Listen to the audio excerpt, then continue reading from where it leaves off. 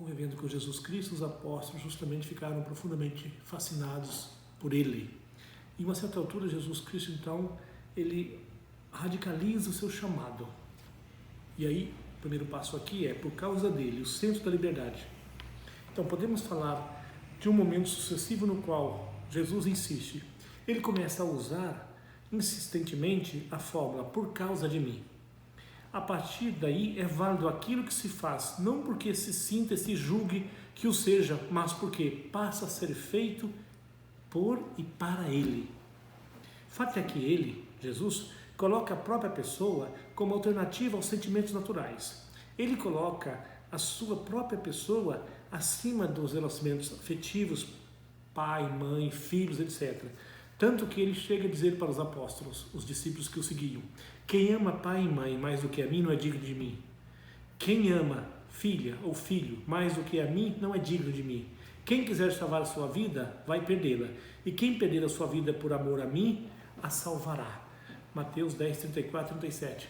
E de fato, concretamente aconteceu isso. Os apóstolos deixaram tudo para seguir Jesus. Deixaram o trabalho, a esposa, os filhos, mas fizeram isso não porque foram obrigados a fazer isso. Tamanha era a atração que Cristo suscitava, e perceberam que não podia mais ficar longe dele, deveria estar com ele para poder comunicar tudo aquilo que ele disse e fez. E assim aconteceu. Este é o ponto de partida da hostilidade contra Jesus. Enquanto ele se diz mestre e que pede para ser seguido, as pessoas podem reconhecê-lo ou não, e ainda há espaço para a mera indiferença. Mas quando a sua proposta se esclarece com a pretensão de entrar no domínio da nossa liberdade, ou o aceitamos com amor ou o recusamos com hostilidade. Os discípulos não só aceitaram com amor, mas deram a vida por ele. Outros foram embora e começaram a persegui-lo. O fato é que nesse percurso, Jesus então chega a um certo momento que ele se identifica totalmente, ele começa a se identificar com Deus, com o divino. E isso acontece através de alguns passos. É sobretudo em um terceiro momento que Jesus enfrenta ainda que implicitamente a resposta à pergunta: mas quem é esse homem? Quem é ele? Neste momento, Cristo se identifica com Deus e o faz em 3 etapas. Deus se identifica com Deus, ou seja, que tem natureza divina, em 3 etapas. Primeiro, Jesus se identifica a si mesmo como sendo a origem da lei. A origem da lei.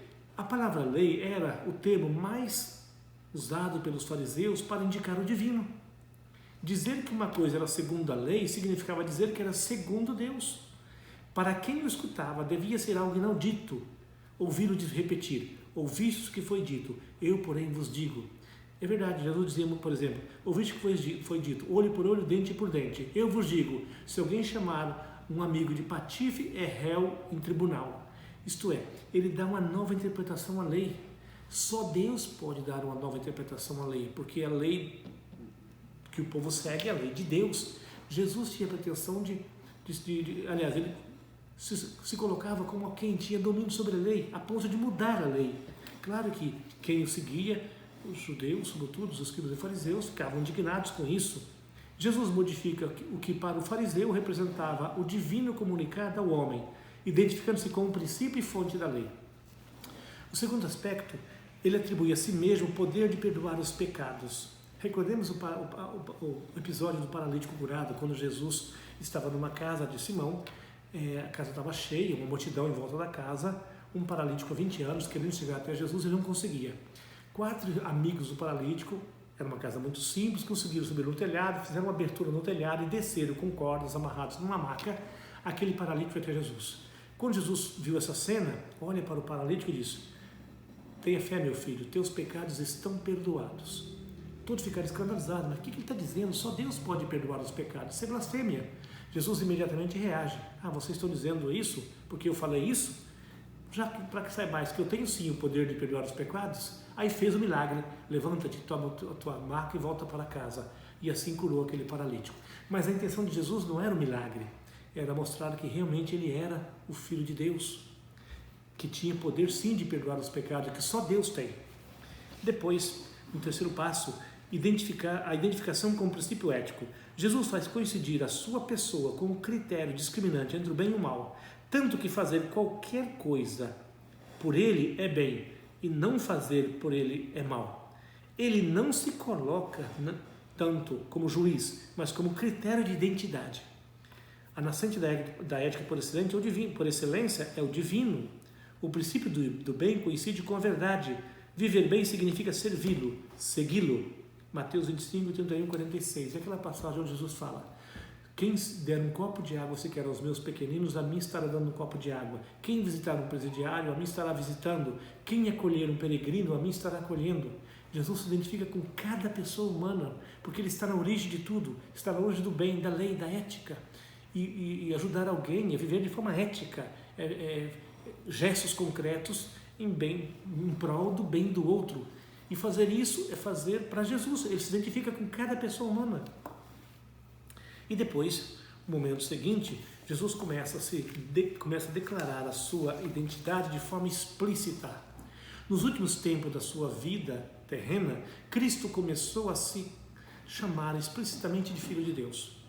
Depois de quase 3 anos de convivência, ele começou a falar isso. Os evangelhos trazem, por exemplo, um episódio ocorrido nas proximidades de Cesareia de Filipe. Ali Jesus pergunta aos seus discípulos: e vós, quem dizeis que eu sou? Depois de quase 3 anos de convivência. Pedro, mesmo sem compreender plenamente o que significava, responde: tu és o Cristo, o Filho de Deus vivo.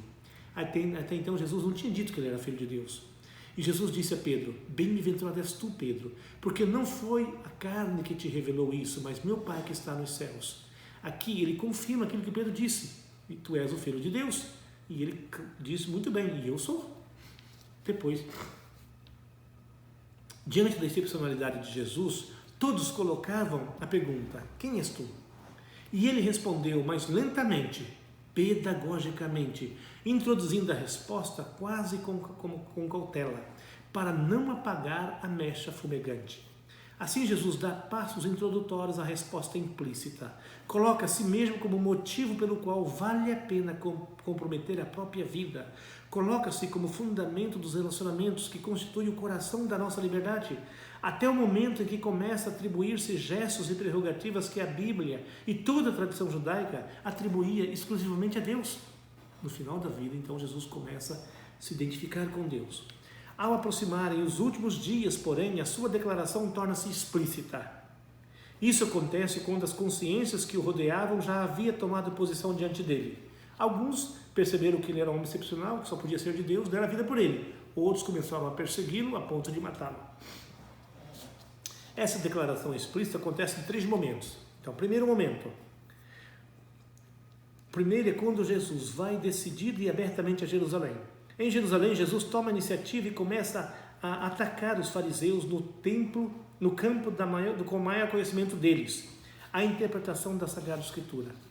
Nesse ponto, Jesus fala, por exemplo, de Davi.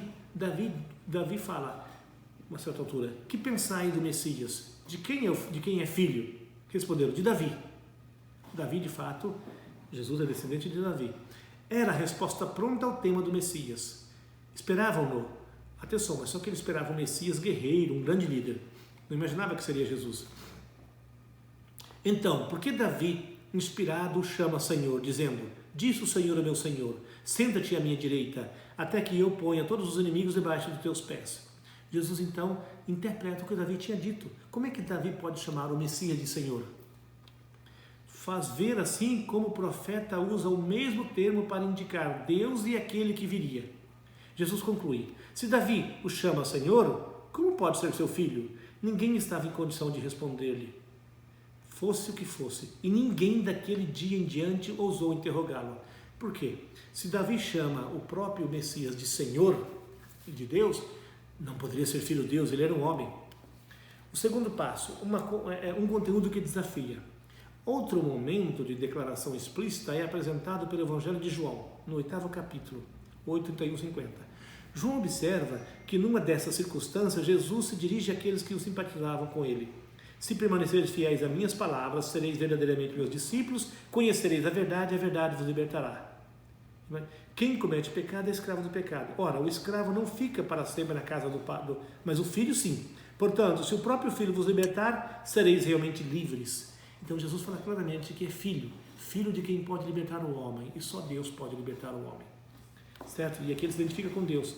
Jesus fala e discute consciente da sua total unidade com Deus. De fato, ele já está percorrendo firmemente a estrada da sua autorrevelação. Ele refuta as acusações e faz uma afirmação provocando confusão e gritaria. E fala assim: eu honro meu Pai, e vós me desonrais. Eu não procuro a minha própria glória. A quem a procure e julgue. Em verdade vos digo, se alguém observa a minha palavra, não verá jamais a morte. A relação foi violenta. Gritam que aquilo que ele está dizendo confirma, sem sombra de dúvida, que é um louco. Como pode prometer que alguém venha a ser poupado da morte?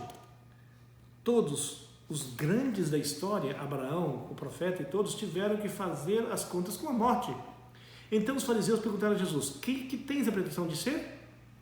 Com essa pergunta, insinuam que Jesus quer igualar a Deus. Só Deus é eternamente vivo e vivificante, e Jesus pretende poupar os homens da morte com a sua palavra.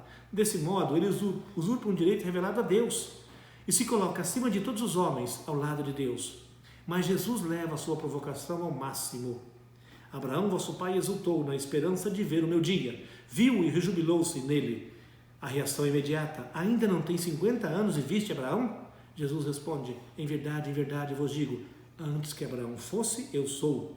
Em verdade, eu sou. Então apanharam pedras para atirar nele, mas Jesus se escondeu. Dizer antes que Abraão fosse, eu sou, significa que ele existiu sempre. E Abraão tinha morrido há séculos. Antes que Abraão fosse, eu sou. Quer dizer que ele sempre esteve no Pai. Depois, último passo, declaração conclusiva. Depois de tê-lo vigiado e seguido para fiscalizar o seu ensinamento, os chefes religiosos resolveram decretar a periculosidade de Jesus. Ele não corresponde à imagem de Messias que era esperado. Volta-se contra eles, intérprete da lei. Afasta o povo da verdadeira tradição com ensinamentos suspeitos e poderia atrair a atenção dos romanos. Em suma, decidiram a capturá-lo. Jesus é preso e levado diante do Sinédrio para um julgamento. E aí, diante do Sinédrio, desafiaram ele ao extremo e perguntaram se ele realmente era o Filho de Deus. E Jesus disse com todas as palavras: tu o dizes, e eu sou. E afirmou, de fato, ser o Filho de Deus. E ele foi condenado à morte porque declarou ser Filho de Deus. Eis a razão da morte de Cristo na cruz, em vista da nossa salvação. E assim